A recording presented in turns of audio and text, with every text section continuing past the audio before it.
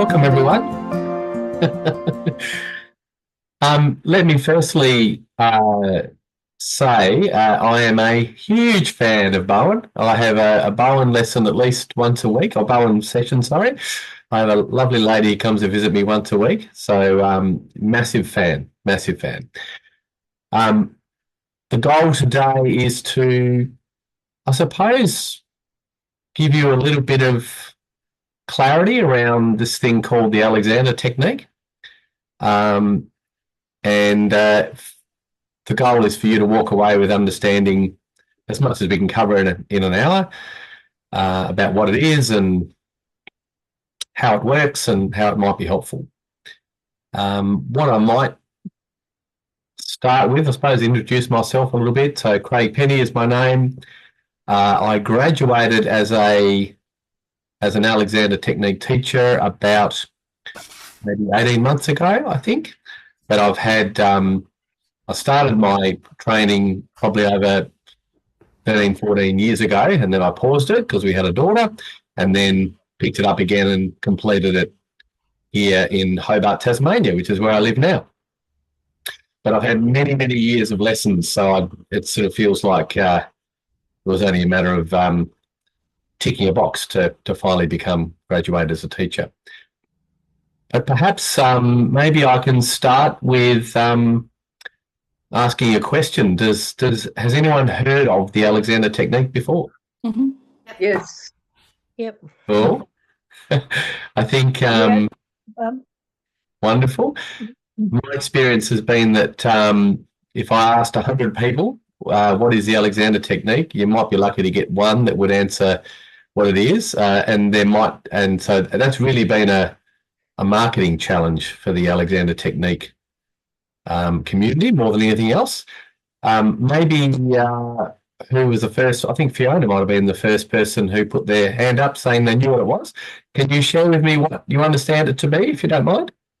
Oh, I don't know a lot, but I think it has to do with postural alignment. That's probably as much as I know off the top of my head. Love it, love it. It's funny, every community has their do's and don'ts, and within Alexander community, often the word posture seems to be a dirty word, which I think is silly, but it's absolutely accurate. What the Alexander technique effectively is a way to restore within ourselves the posture, the natural dynamic posture that we're all born with. So if you think about maybe a child, maybe 4 or 5 years old, if you threw a ball to them and they went to pick the ball up from the ground, they very likely would, without even thinking about it, move into a beautiful squat and pick up the ball and get on with their life. And so we were all born with that.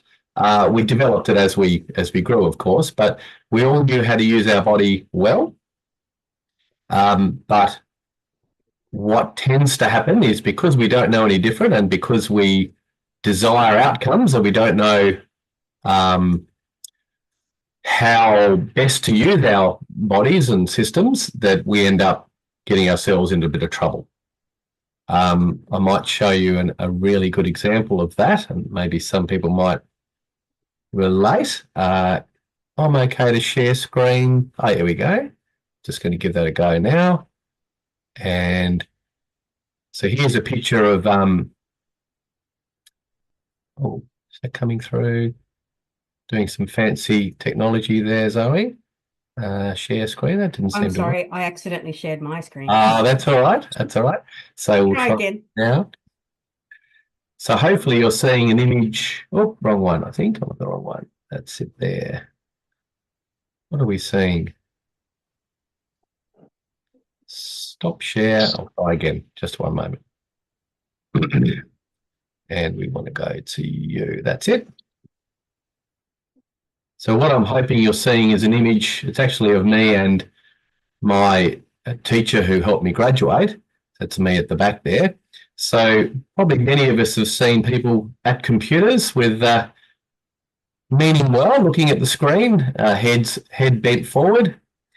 So that in the Alexander world is an example of what is not ideal.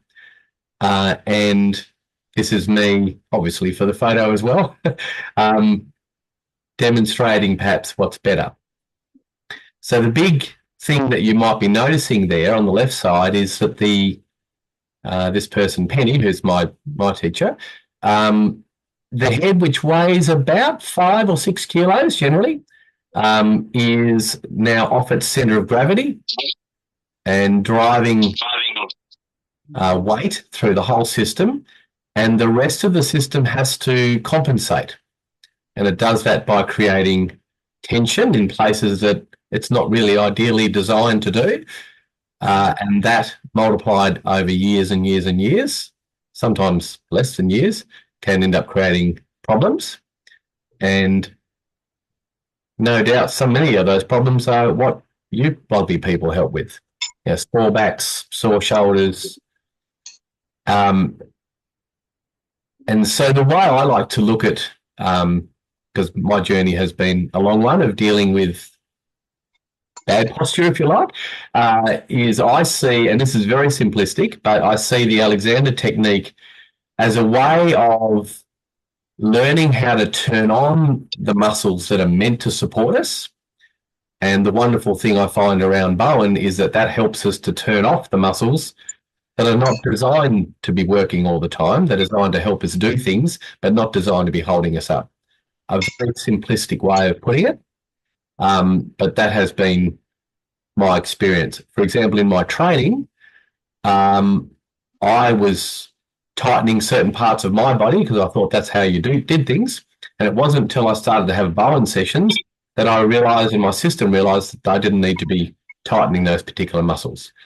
And then that started to free up the ability for me to use the postural muscles that were designed to hold me up. Does that make sense to people so far? Any questions that have come from that little snippet of information? Feel free to speak up. Sorry, Zoe, can we get everyone to mute so that okay, I will mute those that aren't muted. Yeah. If you have a question, just don't forget to unmute yourself, if that's all right, everybody. Cool. Awesome. Yeah. Thanks, Catherine. No questions at this time. Awesome. Do you can I ask about, I know Christine Toyama's had sessions with you and you've had Bowen. Yes. Would you suggest people do concurrently those two areas of work? Yeah. Mm-hmm. Yeah. And yeah, I'm so pleased that somebody knows Chris. She normally comes to me once a week. Yeah. And so within the Alexander world, there are some people who are, I'm sure there's the same in any society. Some would go, no, you should do nothing else. My personal view is I think they are very complementary, very complementary. In fact, I'm just going to speak my truth. You very likely may find that there are some people that you're constantly having to work with as a Bowen therapist. And in the back of your mind, you're going, why do they keep putting themselves into this position over and over again? And often my experience has been that the reason they're doing that is they don't know anything else. They don't know anything any other way. And if you think about, don't do this, but what should I do? And the answer, the Alexander technique is the answer to, or an answer to what should you do? Great question. Any other questions at this time?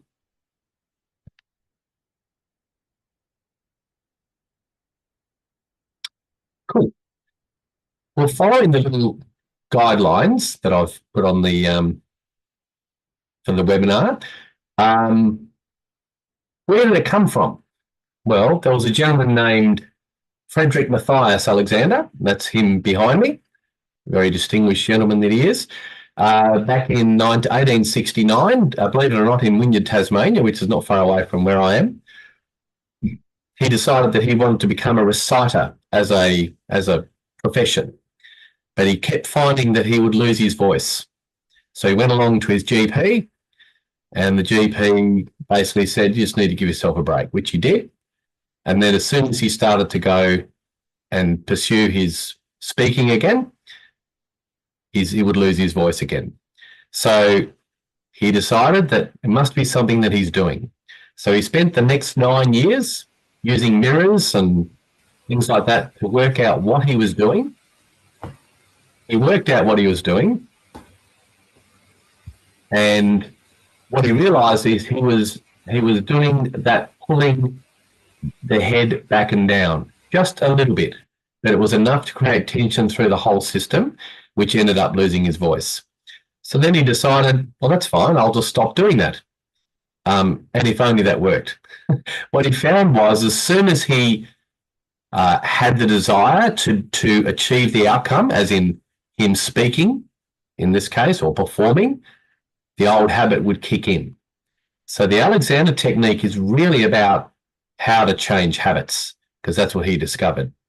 And then he went through a process of, how do I prevent myself from doing what I'm inclined to do, and how do I make sure I do what is supporting my system?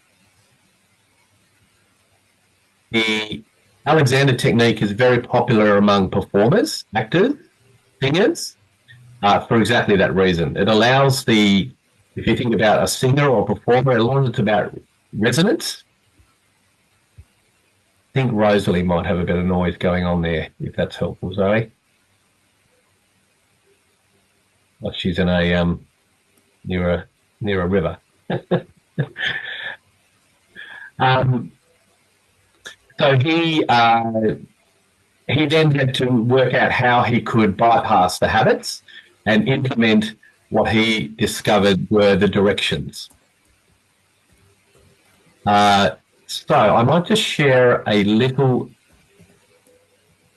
screen again. Won't be a minute. Yes, ma'am.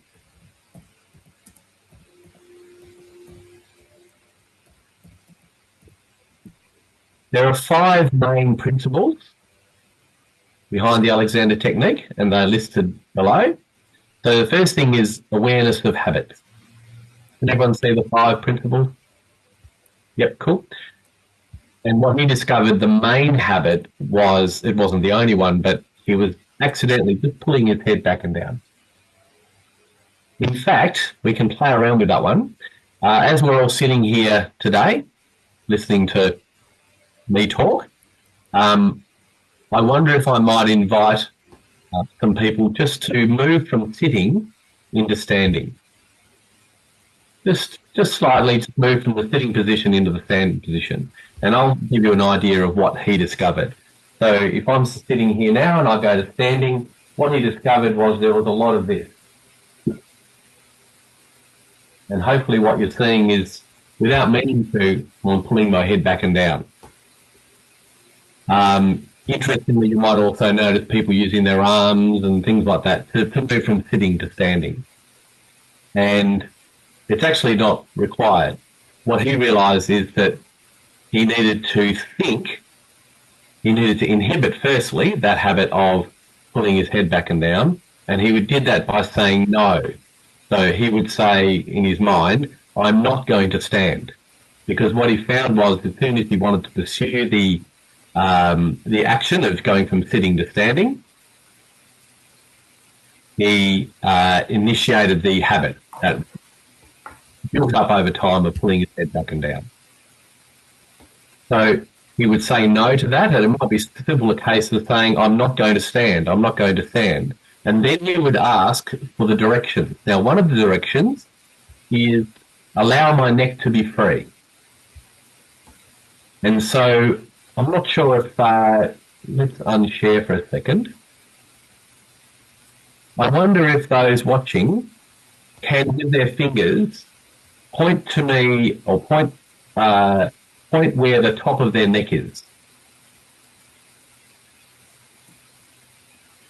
Yeah, Susie, I hear you. Can we stop the static noise? I think it might be Rosalie, Zoe. Is there a way of muting Rosalie? I did mute her. she's having trouble. She said she can't hear you. So, oh, I see. You seem to be signed in twice, Rosalie. If you could maybe just sign in again, I'll just remove you because it seems to be causing some issues. Yeah, I think it's finding it difficult to hear. Perhaps. Yeah. So, Okay, yeah. cool. Thanks for that feedback, everyone. Okay. So going back to our little question, the top of the neck. Lovely. I see Sandra around about here. Sandra, I think you're pointing. Yep. I think Ros might have a more accurate picture. Very common to think the top of the neck is around about here. But if we look at the skeleton, and I'm just going to share the screen again, so we can get rid of that little fella. There we go. So if we think the top of our neck is where some people mentioned it was, and we start using our body accordingly, then we use our body in a certain way. But when we look at the top of the neck, it's actually almost level with the ears. So what we've discovered as Alexander teachers is if we have an incorrect body map, as in if we subconsciously think, or as demonstrated by the example, top of the neck is here. If you think that, then you will use your body unconsciously accordingly. But if you have a more accurate body map, whereby if we can see in image B and even image C, the top of the neck is actually almost level with the ears. So we can try a little experiment. So let's do some simple nodding yes and no, and let's try it with, I think it might have been Ros mentioned, the top of the neck's here. So let's have that thought. The top of the neck is actually more like the jaw, and let's try nodding. And now let's think about the top of the neck actually being level with the ears. And now we nod. And we nod from a different spot. And we don't actually need to move our neck as much because we're only asking to nod from the top of the neck. So if we have an incorrect body map, and I certainly did when I started to learn about the technique, it's like, oh, well, of course I'm going to use my body a certain way because I believe that that's the top of my neck. The same goes for where's the hips. Most people will point to these bones here, but the hips actually are down here. That's where the leg joins the pelvis. So if we are bending down to pick something up and we believe that our hips are here, then we are going to unconsciously bend at a point where there actually isn't a joint. And that's not working within our system. We can do it. Our brains and bodies are so flexible that it will allow us to do it. It'll do what we tell it to do, but it won't be happy. In time, it will not be a happy camper. So having an accurate body map is a big part of learning the technique. And so that was part of his process. Let's go back to actually, I might pause there now. Any questions from that little information? Any challenges to that? Ros has a question. Go for it, Ros. I think you might have to unmute yourself, I guess. Yep. Not a question, but just a comment, because I teach piano as well, and I have a background in music as a pianist and a singer. So I think I read a book about the Alexander technique about 40 years ago when I was a student, and I use it unconsciously without thinking about it in the studio all the time when I'm teaching, because I find a lot of students that really slouch when they're playing like this, and the whole posture. So we talk about the hips just as you were, and I try to teach them to find their sits bones, which is exactly where you were talking about there. Yes. Where the hips start, and that's where they balance and pivot from. So it's just want to say that in terms of really agreeing and enjoying getting that sort of feedback from you there as well. Brilliant. Yeah. And if you think about an exercise like the piano, which requires a lot of mental thinking and clarity, and it'd be very easy to go, I just have to get this right. And so suddenly we forget, or the focus on using ourselves well is less important in this activity than achieving the outcome. So we call that the means whereby versus the end gaining. So thank you, Roz. You're very, very popular within the performing arts for that reason, not only injury prevention, but also in performance. It actually, a big part of the Alexander technique is we'll have maybe someone might sing a song, or they might read something out. And as an audience member, when someone is using themselves well, you actually resonate, you connect more to the performer. I think Margareta has a question. Yes, good evening. It's kind of interesting because you look, I have a little granddaughter at the moment. She's almost 2 years old. So everything works beautifully. And I wonder if it's really the psychological state of us that bends us out of shape, really. Would you say that? Because A kids... wonderful question. Sorry? I'm sorry I interrupted you. I said that's a wonderful question, but did you have some more things you wanted to ask? Yeah, nah, I've forgotten now. Sorry. I do apologise. Sorry about that. No, it's all right. It's a really good question, Margareta, and I must admit my personal journey is that I don't quite understand how I got off track. A lot of us do get off track because we don't know any different, right? We're here to achieve things. We go ahead and use this thing that we have called a body, and we'll be damned if we're not going to achieve what we want to achieve.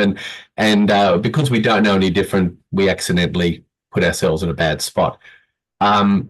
Few questions. I remember what I wanted to Please ask you. do. It is basically, sometimes it happens while children grow that bones grow at different speeds. So that would actually, I like to compare ourselves to a tent with the guy ropes, exactly, that they then under different tension. And maybe that is really one thing that starts to establish the wrong image in our minds, basically. Yeah, it's a good question. I love the tent analogy. If you think about the pegs, etc. The Guy rope, yeah. the guide ropes. I think you're sort of discussing almost what they call a tensegrity model, and it is somewhat relatable to the technique. So as soon as something gets off track, then everything else has to balance or tighten to keep us upright. Whether something is triggered from mental, emotional, psychological, possibly yes, because one thing that Alexander has always maintained, passed away now, of course, is that there is no distinction between mental, psychological stress and physical tension. They exist together.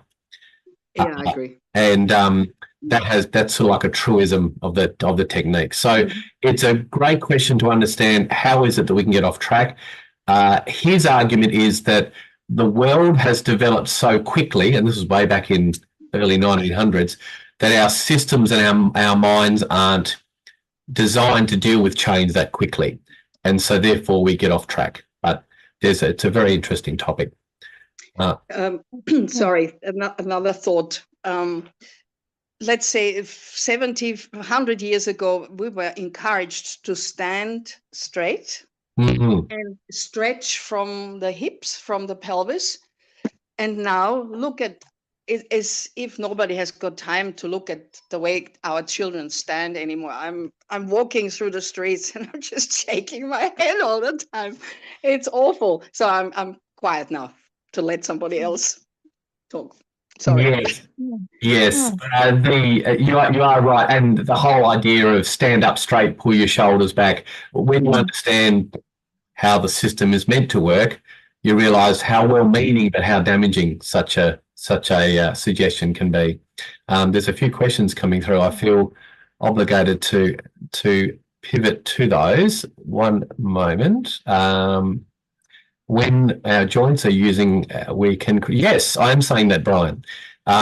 It's a process. It's a very subtle process. In fact, I'd encourage you, even as Bowen therapists, that and we could even play around with this, but as you're moving from standing to perhaps a semi-squat to put your moves with, to perform your moves, is it possible that you can ask for your neck to be free?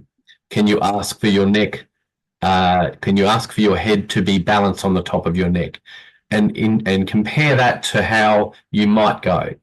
And also, can you do the move with your whole system rather than maybe just with your hands, that if you already do that? I've signed, that's signed back in. Yep. I think a few questions around children can also mimic their, yes, you are right, Susie.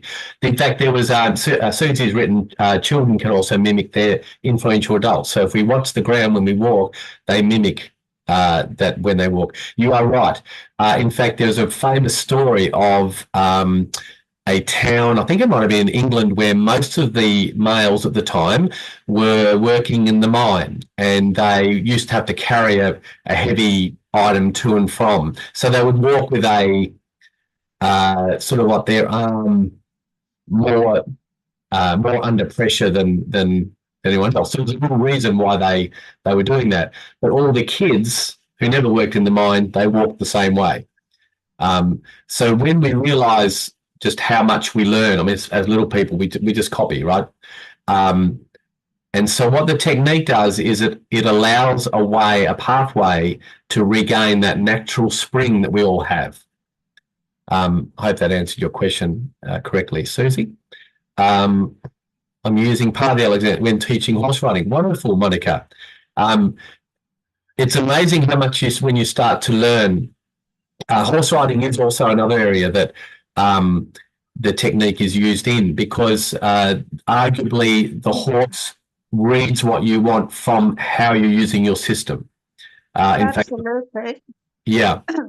Yeah, but I can just ask the rider to just change the position of the head a little bit, and all of a sudden you get a completely different response in the horse. Perfect. Yes. Okay. And so, well, yeah, that's very true. I mean, you can't communicate with the horse. You can make noises, and hopefully the horse understands what noises or words you're using. But more often than not, it's actually listening to what you're doing or thinking, perhaps. The martial arts, yes. I will challenge you, Viv, on that one. So, Viv, the martial arts, especially Tai Chi, emphasize correct posture, especially, and what I'm going to challenge you on then is how to hold the head. And I'm being very particular here, so forgive me. How to hold would indicate we need to physically put our head in a spot in relation to the spine. That's going to create tension to place the head in relation to the spine. What the technique is, it's about having the right thought, believe it or not. It's 100% thought only. So that's just a little thing. My Alexander, oh, how to hold. Well, we're actually trying to move away from holding, because what we discover is when we allow this natural spring and posture to work, it's actually the opposite of holding. That posture will actually support us.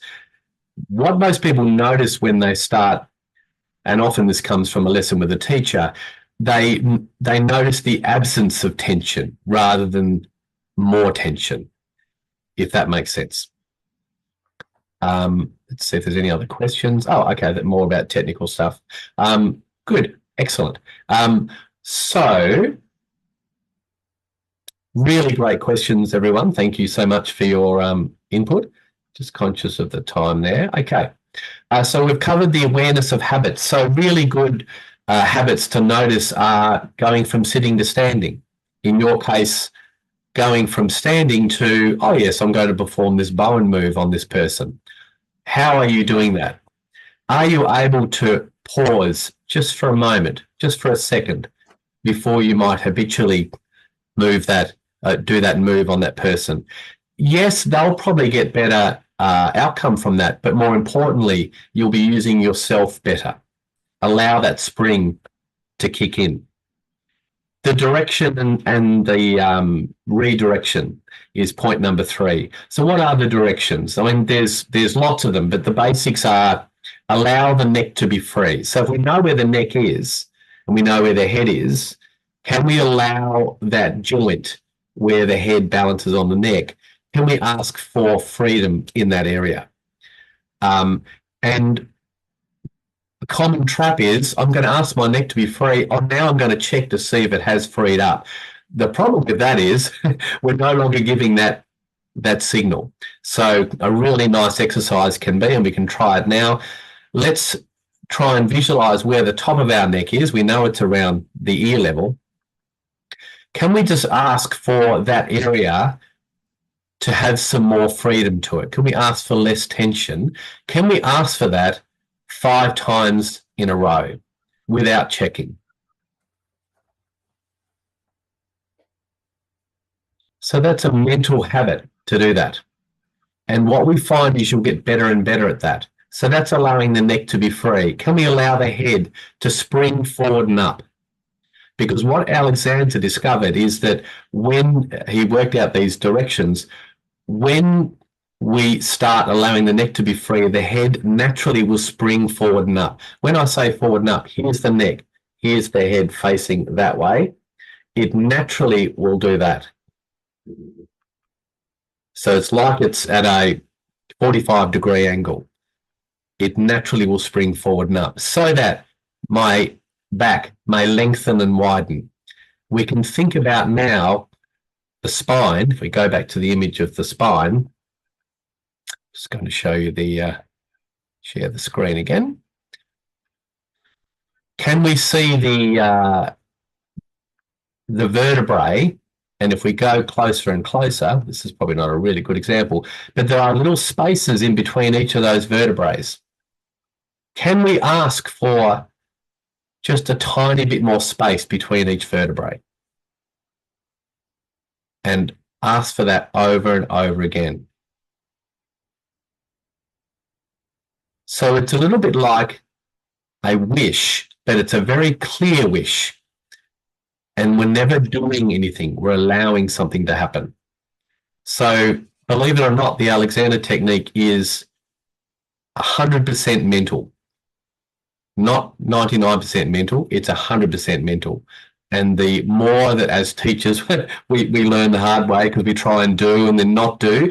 But the more we can embrace the fact that it's just purely thinking, and the clarity gets clearer as our body map gets clearer, the directions get clearer.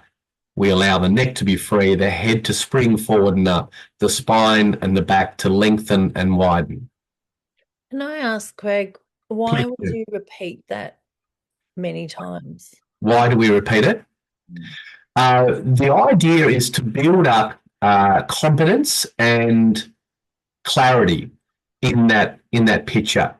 So if you think it once only, it's a little bit like changing a habit. We're trying to run a pathway. And as we know about the mind now, if you want to change a habit, we know we have to repeat that habit. I think it's around 21 times before it becomes a habit. So the old habit, maybe for you or maybe for me, was to pull my head back and down without meaning to. We didn't mean to do that. So we need to create a new habit. And we need to create that habit, and then we need to give that direction, and then we need to give it again and give it again so that it gets momentum to build up and create the support we need. So saying it repeatedly over and over and over in one, okay. Ideally, we're thinking it, but initially, like any new habit, it's a bit like when you would have first learnt your Bowen moves. That you would have been very clunky around doing the move, and was it in the right spot? But now it would just come from a place of knowledge from you. You know the move you're going to do. So initially, the technique is it's clunky. Oh, free my neck. Oh, what does that look like? And you're trying to buy in. You're trying to understand what that means. So by repeating it over and over, we're building a new program of what sitting to standing is, if that makes sense.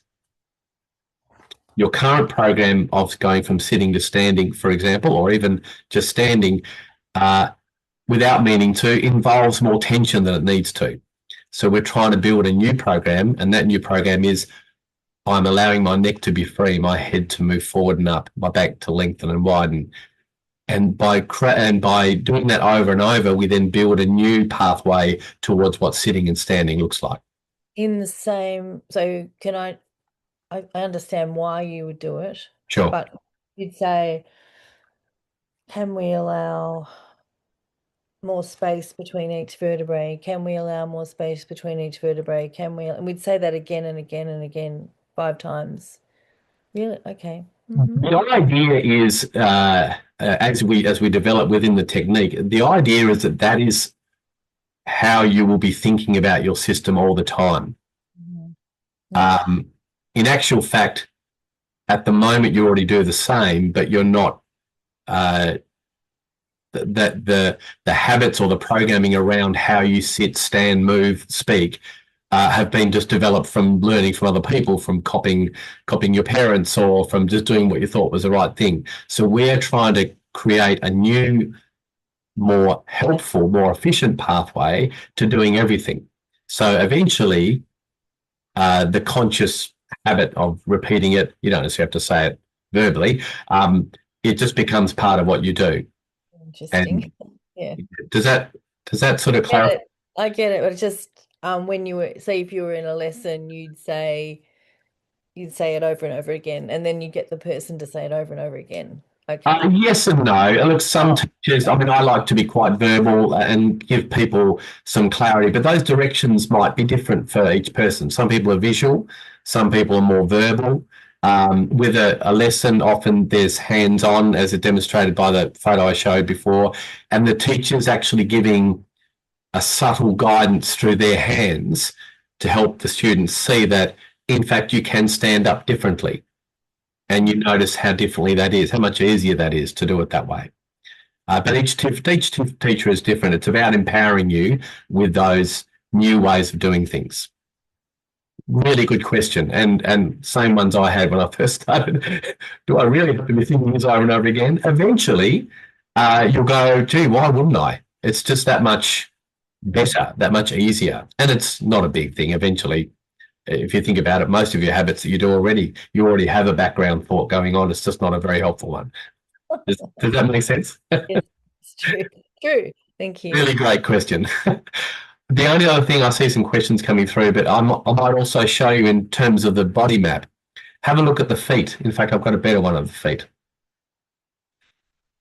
A challenge with the feet often is if we look at the feet as we would look at someone from the side. In fact, the picture of the foot on the ball, can you see that there's a heel, and because of the nature of the anatomy, it looks like there's really no support. It's just going straight from the heel up.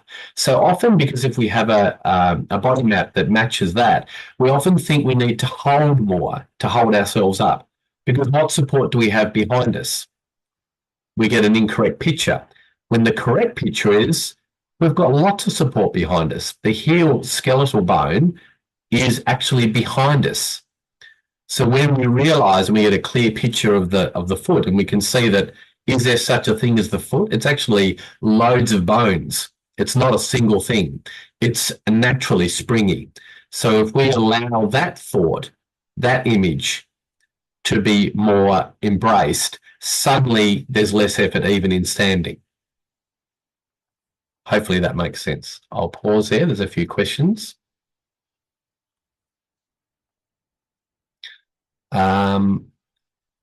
Mindfulness through self-communication. Oh, I love it, Kim. I love it. Mindfulness through self-communication of postural patterns. Oh, Kim, you could write a book. I love it. I'm going to steal that. I am or have present tense is better language. Can I have is not as strong. Or, yes, you're right. And Gail, it's about finding your connection to these directions that work best for you. I agree with you. I am allowing my neck to be free. I am allowing my head to spring forward. That's better than can I have. But for some people, can I have, maybe they might resonate more with that. It's about, as teachers, it's about finding what works. It's not the words that matter, it's the interpretation of the words that matter. I'm having internet problems. Lovely. I do that with Qigong if you feel tension. Oh, wonderful. Qigong and Alexander technique are very, very on a similar path in my experience. Arguably, well, actually, even Alexander talks about it. All he's done is discover something. There are other people like Qigong and maybe mindfulness are discovering similar things, but framing it differently. But there is something somewhat unique around the technique, which is interesting. Having it become more conscious in our movements, conscious choice. Yes, you're right. The Alexander technique sometimes can be called mindfulness in movement. And it's about embracing what you know is more efficient for your system. So therefore you're choosing, and you do become more, I like to use the term, responsive rather than reactive.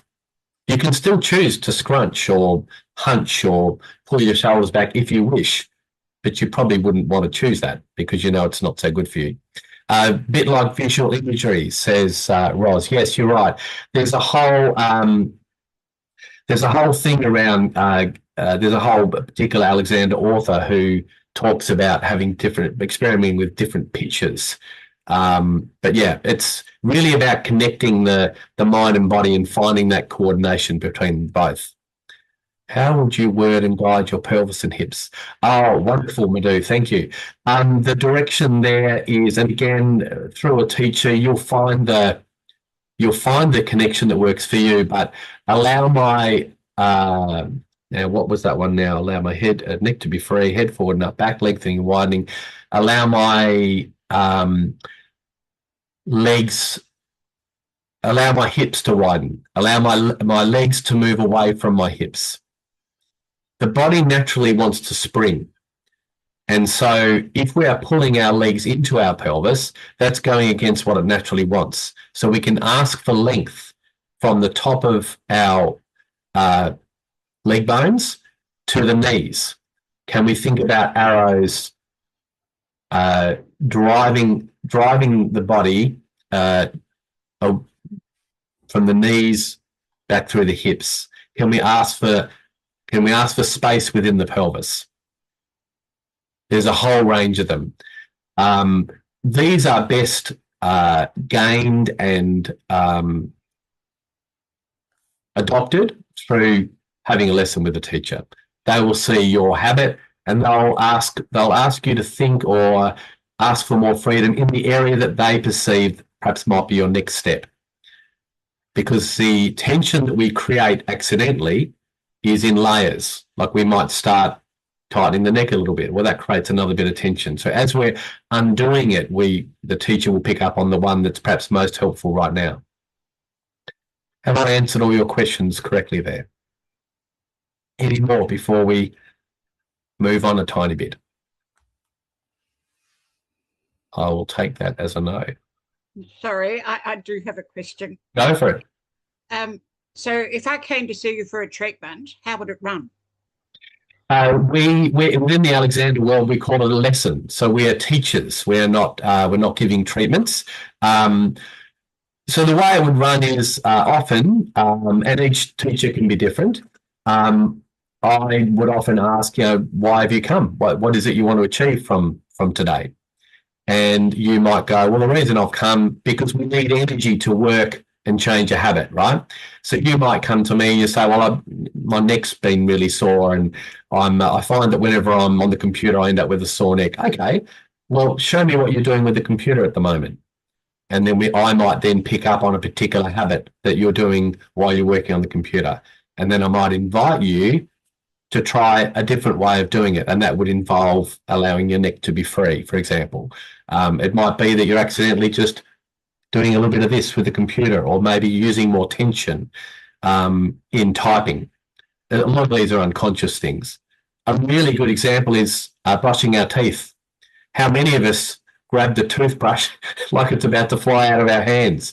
how many of us could actually do it? I mean, if you've got an electric toothbrush, obviously, it's a bit different. But washing the dishes, how many of us are trying to rip the pattern off the dishes? Whereas, do we have to use that much tension? Did I answer your question correctly, Leanne? It gave me a bit more of an idea. Thanks, Craig. But each teacher's different. Each teacher has their own way of attempting to communicate to empower you to use yourself more efficiently. Thanks. Great questions. Thank you so much for the interaction, everyone. I'll just move on to point 4 of the 5 main principles, which is faulty sensory appreciation. Got to remember, Mr. Alexander was back in the 1900s. Effectively, what he's saying is we can't rely on our body sensations to give us accurate information. Because if you think about it, if I'm used to tightening my neck all the time, and I said, "Oh, do you realise you're tightening your neck?" I'm going to go, "Well, of course I'm not," because that has now become normal. So what he's inviting us to think about is that you probably don't realise that you are tightening. So let's allow that sensory appreciation to occur. We're not denying the fact that we think it's correct or we think we aren't tightening, but let's accept the fact that it may not be accurate. I'm not pulling my head back and down when I go to sit. Actually, if we were to video you, yes, you are. Oh, therefore it's not accurate. So we don't use our sensories or our senses as a guide because they're not accurate. They will become more accurate over time. But there is a famous saying within the Alexander world where I think one of the master teachers says, yes, your sensory appreciation will improve. But by this stage, you'll never want to rely on it anyway because you know there's a better way, and that is to be more conscious about what you do. Hopefully that makes sense. The last point is primary control, and that's really talking about those, he made the observation that when the head is balancing on the neck and the head is, when there is a forward and up spring, almost everything else feeds from that. It's not just about the head and neck, but he found that was a very key piece. Viv, it must be good for people with CFS due to immune nerves, and it could be Viv. I shouldn't assume everyone's read that. So Viv's commented it must be good for people with. Do you mean is that chronic fatigue syndrome? Is that CFS? Is that what you mean? Yes. I imagine so. I don't have personal experience of that, of working with that, so I imagine it would be, but I don't know for sure. I've never had personal experience of helping with that. What are its benefits? Well, I've mentioned already injury prevention, better performance, and effectively recalibrating your system. How can it be simply applied right now? Well, the big step is getting an accurate body map is a big part of that. The head and neck, as I mentioned, the hips, the feet. I invite you, as I mentioned, to start thinking about and asking for, or maybe affirming, for more freedom in your head and neck while you're doing whatever you're doing. Maybe pick a particular activity that you know is a habit and start experimenting with doing that a little bit easier, a little bit lighter. Lovett's brother head neck relationship to sacrum. Oh, is that a book, Monica? Not quite sure what you're trying to say there. I'll leave that as a question. No, it's not a book, but it's something that Graham Pennington is teaching that, and the importance of symmetry, and it's the relationship between the C1 and C2 to the sacrum, and I can't remember which one, if it's C3, C4, related to the lumbar vertebrae. So if there is an imbalance in those ones too in your lower back, it really affects your neck and head as well too, or vice versa.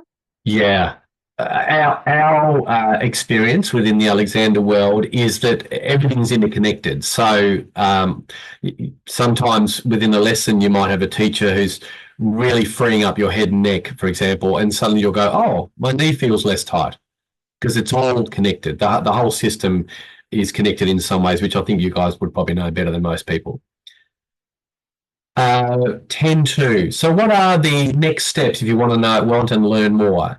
My website is listed, I think, in the invitation on that website, and I'll just show you on that. Bear with me a second. Obviously, I'm only one teacher of many, just like there are one of many Bowen people. But I'll just show you a couple. Really, nothing beats having a lesson with a teacher, finding someone who resonates with you. So useful links. There's the Australian Society for Teachers of the Alexander Technique. That's who I'm qualified with. There are teachers all around Australia and New Zealand and around the world. So I encourage, if you would like a lesson face-to-face with a teacher, which is usually the best way to go, that would be a good start. If you wanted to really dig into, probably the number one website on the Alexander Technique is created by a fellow in the US, alexandertechnique.com. Yes, you can have online lessons. Many people argue that having face-to-face lessons is better, which I would tend to agree with. But if you don't have a teacher locally, then to me, an online lesson is better than no lesson. Can I ask a question about the language around the feet, spacing the feet? So we had one for the pelvis and one for the spine and one for the neck and head. Yes. What's the language for the feet? I mean, my personal experience has been that once you are able to integrate a clear body map of what the feet look like, that can be profound in itself. So even if as we're sitting here, although it's probably better utilised in standing, an example though to get to your question is, can I allow both the front part of my feet and my heels to be more balanced in their support? More often than not, we're either maybe 80 or 90% being supported by our heels or by the front part of our feet. I know for me, I think it's more, I tend to lean more to the front. So can I allow my heels and the front part of my feet to be more balanced? Can I allow that to be 50-50, for example? And often it's about finding a better option rather than the best, because this is a process of undoing and building. You arguably never get to the end, so to speak, but you're constantly improving all the time. Another one is the space below the, I think you would call it, under the big toe. There's a particular point of support just below the big toe, behind the big toe, and then there's a point of support to the left of the foot. The little toe, and then you've got the heel. Can that be more of a triangle? Can it be more of a tripod? Amazingly, if we're just standing, and that's why Alexander Technique teachers never get bored. If they're in a line, they'll go, oh, what a perfect opportunity to think about where I'm standing and am I balanced across my feet? Can I allow for springiness? Can I allow my body weight to be supported by my skeleton so that then the natural spring will kick back up again? Gravity has a way of creating a spring back up, but we have to allow that gravity to feed into our system, so then it will feed back up again. I hope that makes sense. Thank you. Mm-hmm. Great questions. I think there's another one in the chat, and I think we need to wrap up very shortly. Karen, what are you saying there? Just a comment. Notice the freedom in the top of the neck when changing the area of what I knew. Yes, Karen, you're absolutely right. And I went to a workshop many years ago from an Alexander workshop where we were just talking about the feet as an example. And I was sitting there, just my mind was blown. Suddenly, all this tension was moving away from my system, because obviously I had a lot of holding that I was doing within my feet. The head and neck's another one. Karen, you'll never be bored ever again. Whatever you do, you'll be able to think about your head balancing ever so more supportively on the top of your neck. And you'll have so much more freedom in what you do. So great observation. I think it's nearly about 8 p.m. So Zoe, to respect your time and to respect the fact that you so very kindly allowed me to speak, maybe I'll hand things back to you. Thank you, Craig. That was great. Thank you very much. My pleasure. And for everyone who had some internet problems or whatever, I will send you a link to the recording. Yeah, that much appreciated, Craig. And I believe that we're going to run a webinar for your members to say thank you. Yes, I'll reach out to you, Zoe, on that because I mean, the big reason for this, excuse me for interrupting, is that amazingly, many of you did know the Alexander technique, but many Alexander people don't know Bowen, which I think is a terrible shame. So the goal is to spread that knowledge beyond ourselves and with others, so that you can refer for your own benefit, but you can refer people and we can refer people as well. So thank you. Oh, Fiona has her hand up. Oh, no. No, all good. No, I was just sending you a clap. The other thing that I've just posted is, if you're interested, I've just got a click here to be informed of future events, etc. Or if you've just got questions, feel free to ask. I mean, I love talking about this. It's been so helpful for me. Don't feel there's no obligation. You can just ask whatever questions you like. I can maybe connect you to a teacher if that's helpful. But I hope it's been valuable for you all. But again, I'll just shut my mouth now, Zoe. Please take over. That's all good. I was just going to let everyone know that you can gain CPE points for this webinar. We just need the usual webinar form, which I will send everyone via email. And if you have any questions at all, or any questions for Craig, yeah, please feel free to email me and I can pass them on, or you can contact Craig directly if that's all right with you, Craig. Of course. I did notice there's one other question. There is there a book of reference? Excuse me, I hope this is okay to answer that question, Zoe. There are many books. Some books can be easy, some books can be not so easy. Perhaps the most famous one is called The Use of the Self. I'll see if I can send a link on that for you. I personally found trying to learn the technique via a book, I found very challenging. I consider myself reasonably intelligent, but I found it very challenging. But of course, by all means, if that's helpful for you to learn and if it helped, if that's how you learn best, nothing beats going to a teacher or having a lesson. Because it's very much I've learned, you can learn something in theory, but nothing beats actually having an experience. No doubt, it's a bit like saying, can I read something about Bowen? I wouldn't do myself the disservice. Like, I mean, it's like, oh, yeah, so we'll do this and we'll do that. Until you've experienced it, you're like, yeah, no, now I know what it's about. But that's just been my experience. But I have put the link to perhaps the easiest book to read. Many of his books prior to this one, or even after this one, are very difficult. He wasn't a good writer, but he was obviously a very smart guy. Yeah. Thank you, everyone.